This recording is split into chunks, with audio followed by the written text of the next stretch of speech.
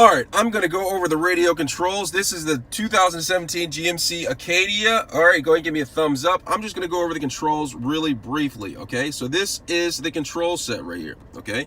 So first of all, we're going to start from the left. You have the power button by simply pressing this.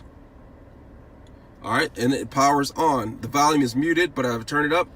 The volume comes on, okay? You can turn it down by going this way, turn it up by going this way. All right, now you have selection. You can go through the radio by pressing that, and it gives you options right here.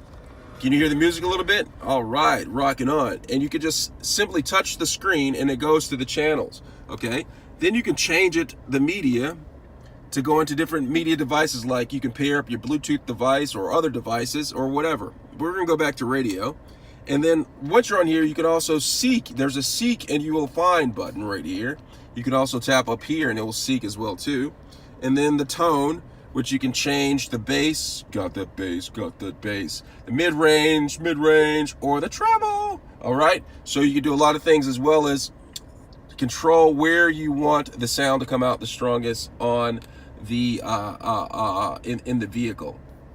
All right, so right here you have the back button, the home button right here. So there's a lot of features right here on this vehicle right here. And then there's the menu button. You can press that, and you can also control what's up on the screen right there. So there's a lot of cool features in this vehicle right here. This is the audio section of the vehicle. Let me know if you have any questions. Go ahead and give me a thumbs up. Thanks a lot for watching.